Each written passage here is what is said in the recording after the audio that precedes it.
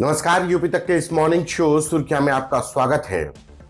इस बुलेटिन में हम बताते हैं वो खबरें जो होती हैं तमाम अखबारों की सुर्खियां और जिनका होता है सीधे आपकी जिंदगी से कनेक्शन, भले ही वो राजनीति के गलियारों की हो, अपराध की काली दुनिया की या फिर सामाजिक सरोकार की। तो शुरुआत परीक्षाओं से। बेरोजगार नौजवानों के लिए समय से परीक्षा हो, यह सबसे बड़ी मनौती होती है और किसी भी परीक्षा कराने वाली एजेंसी के लिए भी चुनौती। उत्तर प्रदेश लोक सेवा आयोग के बाद उत्तर प्रदेश अधीनस्थ सेवा चयन आयोग यानी यूपी ट्रिपल एससी ने पहली बार परीक्षाओं का कैलेंडर जारी किया है। अभी तक तो उत्तर प्रदेश लोक सेवा आयोग ये कैलेंडर जारी करता था, लेकिन ये पहली बार है जब उत्तर प्रदेश अधीनस्थ सेवा चयन आयोग यानी यूपी ट्रिपल एससी जो समूह ग और घ की परीक्षाएं कराता है, उसने अपना परीक्षा कैलेंडर जारी किया है।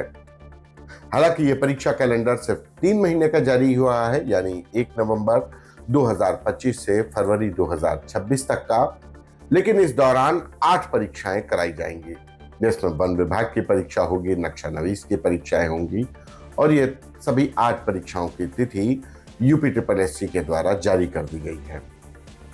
आयोग की तरफ से यह भी कहा गया है कि आयोग की कोशिश है कि इन परीक्षाओं को जिस तिथि में घोषित किया गया उसी समय कराया जाए, लेकिन अपरिहार्य परिस्थिति में परीक्षाओं की तिथि बदली जा सकती है। भले ही ये कैलेंडर 3 महीने का जारी किया गया हो, लेकिन कहते हैं कि शुरुआत अच्छी हुई है। अभी 3 महीने का जारी हुआ है। उम्मीद है अगली बार यूपी ट्रिपल एससी ज्यादा वक्त, ज्यादा अंतराल, 1 साल का परीक्षा कैलेंडर भी जारी करेगा। बहरहाल जो लोग यूपी ट्रिपल एससी की परीक्षा तिथि घोषित कर दी गई है, यानी कि विभिन्न परीक्षाओं की जो परीक्षा कैलेंडर है वो जारी कर दिया गया है और अब इसके बाद 1 फरवरी 2026 तक जो परीक्षाएं होंगी उनकी बाकायदा तिथि जानकर यूपी ट्रिपल एससी के जो वेबसाइट है उस पर ये अपलोड कर दी गई है। इसके बाद बात एक दर्दनाक हादसे की, जिसमें आगरा में 5 लोगों की मौत हो गई। आगरा के न्यू आगरा थाना क्षेत्र के इलाके में पुलिस से बचने के लिए कार सवार ने पहले बाइक सवारों को मारा, उसके बाद डिवाइडर से टकराकर कार पलटी और घर के बाहर बैठे 5 लोगों की रौंद दिया और जिससे उनकी मौत हो गई। इस हादसे में कुल 7 लोग हताहत हुए, इसमें 5 लोगों की मौत हो गई, 4 पुरुष और 1 महिला हैं और 2 अन्य घायल हैं। बताया जा रहा है कि सभी 5 जो मृतक हैं वो एक ही परिवार के थे। घटना की जानकारी मिलते ही मुख्यमंत्री योगी आदित्यनाथ ने घटना का संज्ञान लिया, अफसरों को घायलों के समुचित इलाज के लिए आदेश दिए और वहीं मृतकों के परिवारों से शोक संवेदनाएं व्यक्त की। घटना के पीछे बताया जा रहा है कि जो कार सवार थे, पुलिस की चेकिंग लगी हुई थी, उससे बचने के लिए कार वो तेजी से निकाली। पहले उन लोगों ने बाइक सवारों को टक्कर मारी, उसके बाद डिवाइडर से कार टकरा गई और डिवाइडर से कार टकराने के बाद घर के बाहर बैठे 5 लोगों को उस कार की चपेट में आ गए कार पलटने से, जिसमें 5 लोगों की मौत हो गई है। इसके बाद बात एक और अपराध की दुनिया की मुरादाबाद की बात कर लें। मुरादाबाद में एक मदरसे के अंदर एडमिशन कराने के नाम पर एक बच्ची से उसके कौमारे का सर्टिफिकेट मांगा गया। बात बीते साल 2024 की है, जब चंडीगढ़ के रहने वाले इस बच्ची के पिता ने एक मुरादाबाद के मदरसे में एडमिशन के लिए, अपनी बच्ची के एडमिशन के लिए जब वहां पर अर्जी डाली, तो मदरसे प्रशासन ने उस बच्ची के पिता से कौमारे यानी कि वर्जिनिटी सर्टिफिकेट मांग लिया और वर्जिनिटी सर्टिफिकेट नहीं देने पर मदरसे में एडमिशन नहीं ले रहे थे। लंबी जद्दोजहद के बाद एफआईआर दर्ज हुई है और मुरादाबाद में इस मदरसा संचालक का जो एडमिशन सेल का प्रभारी है उसको गिरफ्तार कर लिया गया है। 3 अन्य फरार हैं।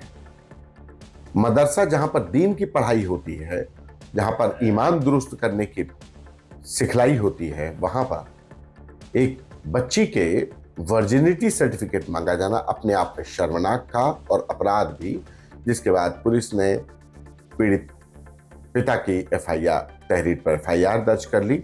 एक आरोपी गिरफ्तार कर लिया गया है। इसके बाद बात मुख्तार अंसारी गैंग के उस गुर्गे की जो 2022 यानी 3 सालों से फरार था, जिसे ईडी ने गिरफ्तार किया है। लखनऊ एयरपोर्ट पहुंचते ही शादाब उर्फ डंपी को ईडी ने गिरफ्तार किया है। बताया जा रहा है कि मुख्तार अंसारी के परिवार से जुड़ी विकास कंस्ट्रक्शन और आगाज इंजीनियरिंग में शादाब उर्फ डंपी की पत्नी फरहीन वहां पर पार्टनर है और विकास कंस्ट्रक्शन को लेकर के ईडी के द्वारा तमाम संपत्तियां जब्त की गई, करोड़ों की प्रॉपर्टी जब्त की गई। लेकिन आगाज इंजीनियरिंग एंड कंस्ट्रक्शन जो कंपनी थी, उसके सहारे मुख्तार अंसारी के रसूख के चलते मोबाइल टावरों में डीजल भरने का काम लिया गया। ये उस समय की बात थी जब मुख्तार अंसारी का जलजला था और उस डीजल भरने के काम में मोबाइल टावरों में, जो मोबाइल टावर जिसमें नेटवर्क आता है, वहां पर नीचे जनरेटर सेट लगा होता है। जेनसेट में मोबाइल, उसमें डीजल भरने का काम मुख्तार अंसारी के विकास कंस्ट्रक्शन और इस आगाज इंजीनियरिंग के शादाब डंपी को मिला था। इसके द्वारा गाजीपुर जिले में करीब 7 करोड़ रुपया फर्जी तरीके से इसका भुगतान करवाया गया। यानी कि इसने डीजल भरा भी नहीं और बिना डीजल भरे ही इसने ये 7 करोड़ रुपए भुगतान करवा लिए थे। जिसके बाद ईडी लगातार शादाब को नोटिस देकर बुला रही थी पूछताछ करने के लिए, लेकिन ये दुबई भाग गया था।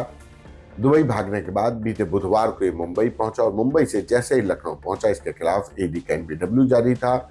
इमिग्रेशन पर पहुंचते ही ईडी को सूचना दी गई और ईडी ने इसे गिरफ्तार कर लिया है।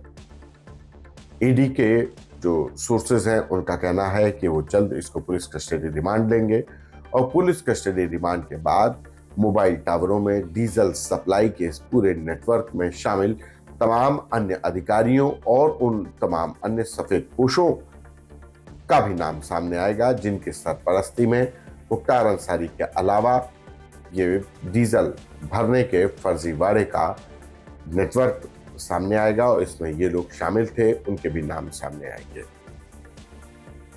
इसके बाद एक और हादसे की, लखनऊ में बीती रात अलीगंज इलाके में एक 3 मंजिला मकान के अंदर आग लग गई। घर के अंदर जो लोग थे उनको तो सकुशल निकाल लिया गया, लेकिन आग बुझाने में घर का छज्जा गिर गया, जिसमें 5 फायर कर्मी जो थे, दमकल कर्मी थे, वो घायल हुए, जिसमें 2 की हालत गंभीर बनी हुई है। घर के अंदर गोदाम बना हुआ था फोटो फ्रेम बनाने का। रिहायशी इलाके में गुपचुप तरीके से चुपचाप जो घरों में गोदाम बने होते हैं, घरों में जो सामान रखा होता है वो ज्वलनशील होता है और शायद यही वजह है कि तेजी से आग पकड़ती है। और जब रिहायशी इलाके में जब बिना किसी प्रिकॉशंस के, बिना किसी सेफ्टी के जब ऐसे आग पकड़ती है तो वो भयावह रूप लेती है, तेजी से फैलती है। बहरहाल आसपास के फायर स्टेशन से फायर ब्रिगेड की गाड़ियां पहुंच गई। जो घर के अंदर लोग थे उनको तो निकाल लिया गया, लेकिन अचानक उस घर का छज्जा गिरने से फायर कर्मी जरूर घायल हो गए हैं। अस्पताल में भर्ती हैं, उनका इलाज चल रहा है, सभी सकुशल हैं। बहरहाल आज यूपी तक के इस पहले मॉर्निंग बुलेटिन सुर्खियों में इतना ही। दीजिए मुझे इजाजत। नमस्कार।